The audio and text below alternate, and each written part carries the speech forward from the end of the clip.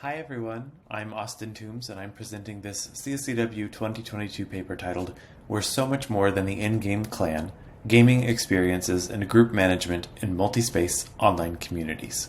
My co-authors for this paper are Ahreum, Zhuang, Jared Buls, Abby Westbrook, Ian Carr, Yuqing and Michael LaPeter.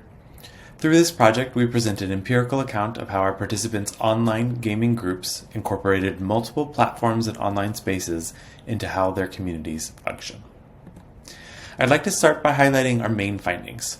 We found that our participants and the groups they belong to used multiple platforms and online spaces to 1. Help them approach online gaming as a social practice, 2. Provide a sense of accountability among their group members, and 3. To enable multiple forms of social participation within their communities. We argue that multi-space communities are a ripe area of study for CSCW, and in our paper we discuss a few potential directions for this area of scholarship.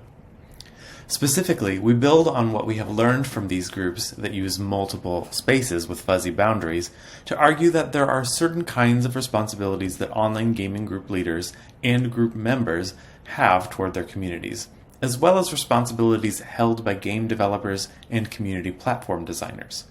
For example, we argue that gaming companies that create game updates that are more frustrating than fun might be responsible for the collapse of gaming communities when many members abandon a tedious game. There are a few definitions I need to outline up front. The 100.io is the primary platform studied in this project. It's a tool that allows people to schedule game sessions with their gaming group ahead of time. Destiny 2 is a multiplayer video game where players kill aliens, and they often need to collaborate with others in order to do so. Looking for Group, or LFG, refers to the kinds of tools that players can use to find people to play with.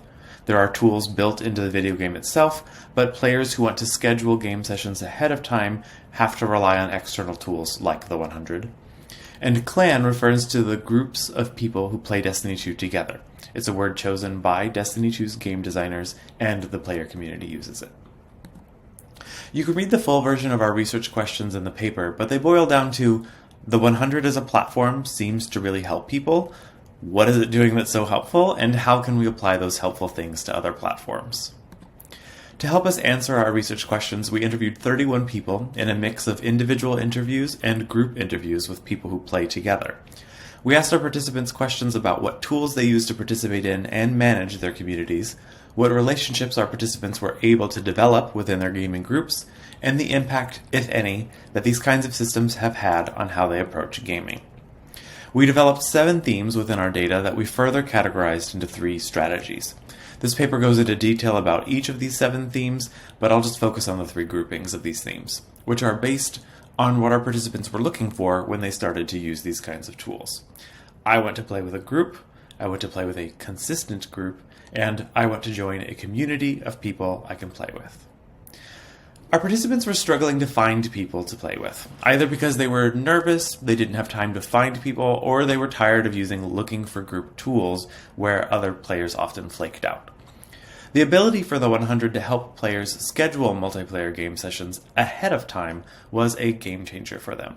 One participant said, "I can set a posting up on the 100 and say I want to run a Nightfall strike at 2 o'clock on Wednesday afternoon. Then people sign up for it and there's a wait list. So for people like me who maybe not have real friends online, it made it kind of easier to guarantee I didn't have to wait around to find a game. Because I'm an adult, I have a job, time is valuable." Another participant quote that captures this sentiment was, "It changed the way I played the game, because after that point, I always had people to play with." The struggle with joining and helping to maintain such a group was keeping members engaged over time. While the 100 was great at scheduling games, its social functions were not its strong suit.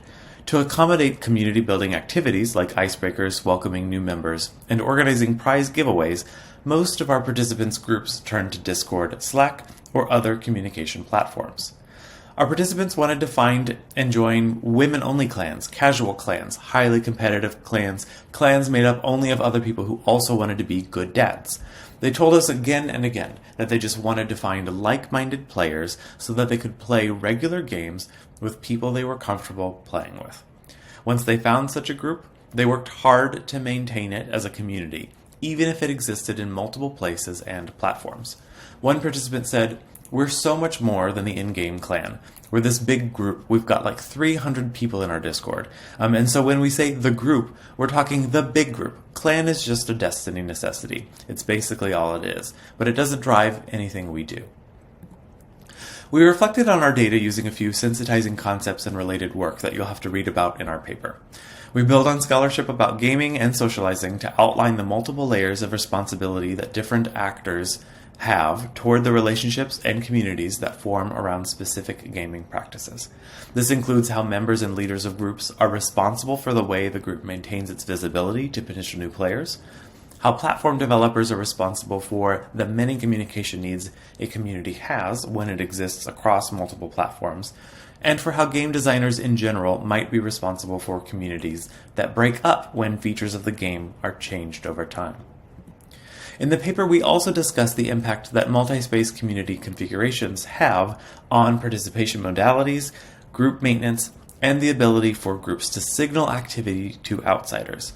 Specifically, we focus on the fuzzy nature of the boundaries that define who is or is not part of the clan. One benefit of the use of multiple platforms that are not directly tied to the game was that many of our participants were able to name individuals who were still able to participate in social activities with the clan, even though they were no longer an active player of the game. A drawback was that it was hard to know who was actually able to participate in a potential game. Participants described complicated configurations of bots and spreadsheets just to track members. Either way, one thing was clear. These communities are represented more by their collection of tools, spaces, and places than they are contained by any one platform. Finally, we discuss in the paper how our participants experienced accountability and interdependence to highlight how multi-space groups are able to support a wide range of interpersonal interactions and relationships through their configurations.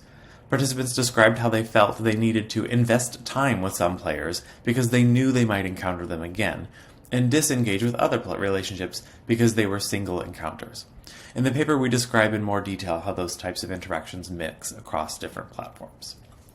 To summarize, we present through our paper an empirical account of how our participants' online gaming groups incorporated multiple platforms and online spaces to manage their communities.